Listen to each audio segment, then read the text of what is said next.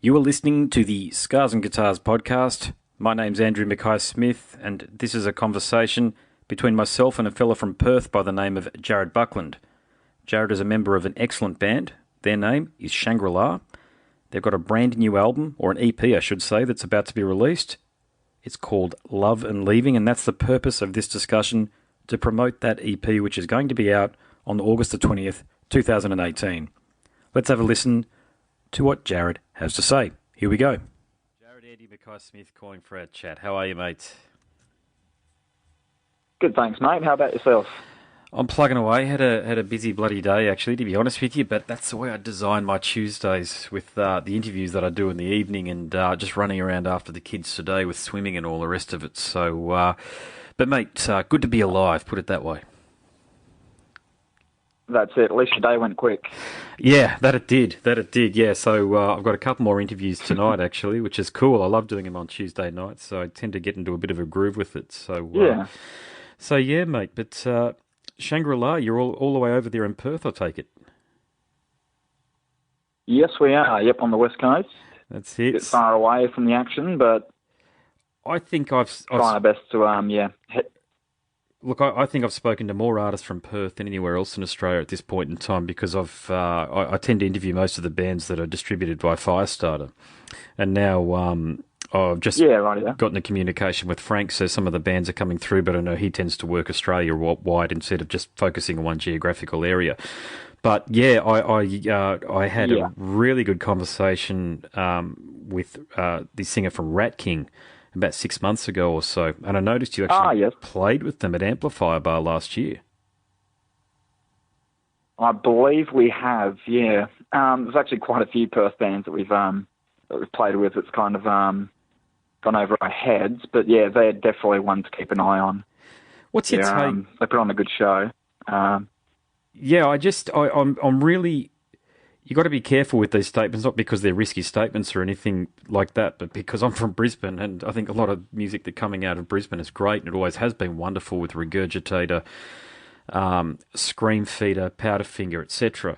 But in terms of in the 2017, 2018, I think some of the strongest stuff is coming out of Perth. Now, that's only the stuff that I've heard, of course, and there's so many bands in Australia at the moment.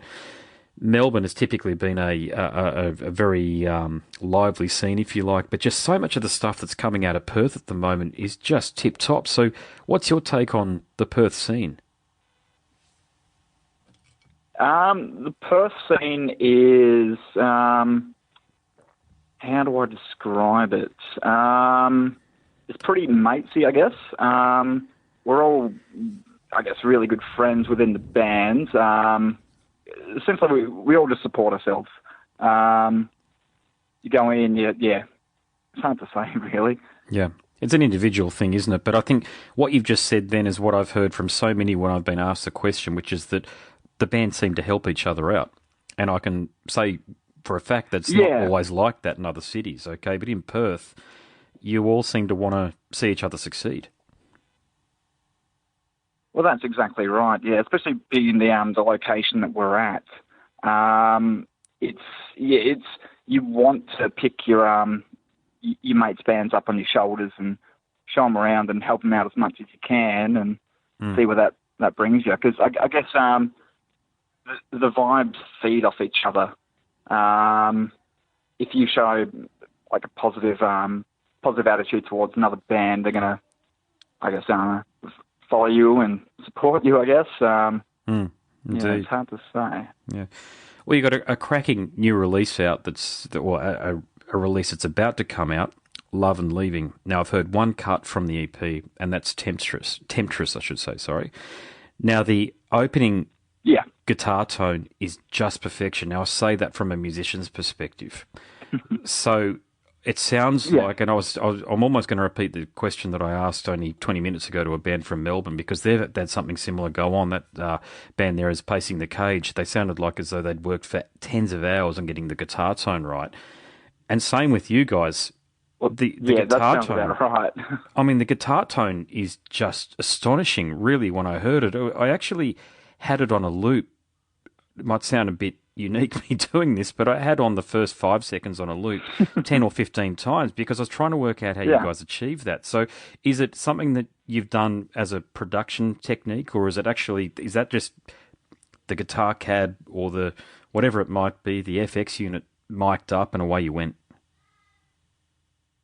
Yeah, well, I guess that stems from just a bunch of trial and error. We did originally run Kempers, so you have all sorts of spectrum there. You can pick and choose whichever guitar tone you want. And that sort of narrowed it down to which companies we're going to use and what we really wanted to focus on. And yeah, I guess a lot of trial and error has come from it. There's that many different brands in the world and that many different tones and sounds. It's we spent a lot of time just focusing on what we want to hear and what what kind of sound we wanted to bring onto this EP. Yeah. So it's one of those things. It's actually a lot of trips to music stores and yeah. Yeah, God, I remember doing that when there's not too many of them over here these days. But I remember doing that and plugging in and trying all of the different effects units. And I even tried one not that long ago, and this is probably old news for you, but I hadn't seen the technology before. TC Electronic had this thing where you just put your iPhone up near the pickup on your bass or the guitar, and it actually shifts. You know what I'm talking about. It shifts to the tone that you've pre-selected in your iPhone on an app.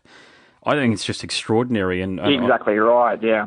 Yeah, so it's letting out some sort of it's obviously a pitch or a signal that's coming out of the iPhone from the application, but to get it to that point where it's usable on stage, and you're obviously a musician who plays live, a lot of this stuff in years gone by was really just a gimmick that you used to show off to your friends after your third beer when you're having a party or what have you, but this stuff's the real deal now, isn't it?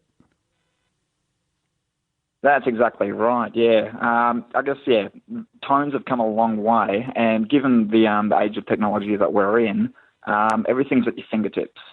Again, it brings in a lot of selection, a lot of trial and error to find what exactly works with the sound that you're after. But yeah, we have spent a fair deal of time just to sit down and really achieve the sound that we want. And yeah, technology has made that very simple for us. So is Temptress an indication of what the rest of the EP is going to sound like? That is 100% correct, yeah. Okay, cool. It is a nice introduction to the new sound. But yeah, as a whole for the EP, it's going to follow this kind of line. More catchy, kind of hooky choruses, kind of deal, just making it more user-friendly, essentially. I looked with interest, or viewed with interest, the Mayday Parade cover that you put up on YouTube. It's an excellent cover, by the way. And I do like when bands do that, and the reason being it gives the uninitiated, so people are yet to understand where you're coming from as a band, it gives them a point of reference. So was that the strategy behind releasing the Mayday Parade cover, or was it something else? Yeah, it was a bit of a risk. Of course, when you cover a band, it sort of pigeonholes you. But with the take that we've given it, we've kind of tried to broaden ourselves. Mayday Parade is an influence, but yeah, again, it's something that we wanted to feed off and expand from there. That was kind of like a how do I describe it? I guess a good taste of what we were trying to achieve as a band. Yeah, and I think that's the point I was making, actually, is that, look, at the end of the day, I know I'm a musician and I understand this completely. Bands don't like to be lumped in with a genre, I get that, but that's the way fans tend to look at music, and that's even the way iTunes, and I don't have Spotify, but I assume Spotify does the same thing. You can lump things into genres, and I think they're already in there by themselves. But what you've done, you've said, guys, we're a part of this rock movement here. You call it post-rock, post-hardcore, whatever it might be, emo or whatever. It's all splintered these days, but you're giving people a really solid vantage point, or a point in which to launch and to get into your music. So the other band that comes to mind when I'm listening to your music is Dashboard Confessional.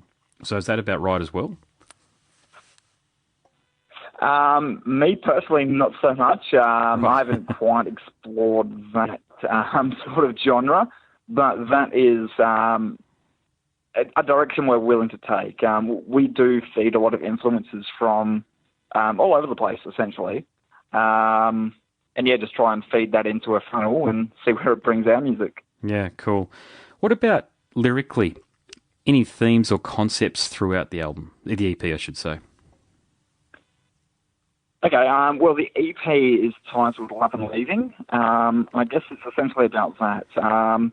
It shows the good and bad sides of love, and I guess the different sides of what it takes to leave that kind of situation. Yeah. Yeah, okay, so some pretty deep and meaningful stuff on there. So love and leaving, of course, there's the old saying about there being a thin line between love and hate, really, isn't there? And that might not be what you've been going for here, but love and leaving, it's... we've all had... I'm married, I'm 40 years of age, so of course I've had ex-girlfriends, and especially when I was a kid growing up, when you're with somebody... even in your 20s, late teens and early 20s, you just can't imagine not being with them. But of course, you've got barely anything in common because you haven't lived enough life yet to really understand what you don't have in common with them. But you end up finding out the hard way, I suppose, and that's all part of it, isn't it, really? So did some of those themes seep into the lyrics? Entirely, yeah. I guess Temptress broadly is about, it's almost about infatuation. It's about being so into something that you are going to take a toll on other aspects of your life, which is something we all can relate to, whether it's work, family, relationships, and that sort of thing. I guess, infatuation is what it's all about. Okay, gotcha. Now, these performances that are coming up, you've got a tour happening with, I believe the band's from the UK, Movements, and also the band from Newcastle via Sydney, Eat Your Heart Out. Now, that last band's interesting because I had a really good chat with Caitlin Henry, the band's singer, about 12 months ago or so. So you must be looking forward to these shows. Yeah, this show in particular is a huge step for us. I can remember prior to us releasing Temptress, we were almost begging to come to this show. It was, it's a band we hold in high respect. We believe this show is going to be something that really makes or breaks. Okay, because that's serious then. Yeah, makes or breaks. Yeah, gotcha. So in that regard, you've obviously got the socials. When I say socials, is a social media thing being set up on Facebook to entice people to come along to the show in the various territories, cities, I should say, because I'm talking to someone in Australia. When I'm talking to people overseas, I use the word territories because it's not always just about cities when you're talking to musicians overseas, you see. But are you getting the social set up? That's so right. A week prior or a couple of days prior to a gig, you're going to do a bit of a socials blast on that area there? Well, that's correct, yeah. We are 100% on top of our social media. We do schedule posts and we do, unfortunately, spend a bit of coin onto it. Yeah. But social media is a big part of what we do. Well, there's no point releasing a song unless you have an audience to push it onto.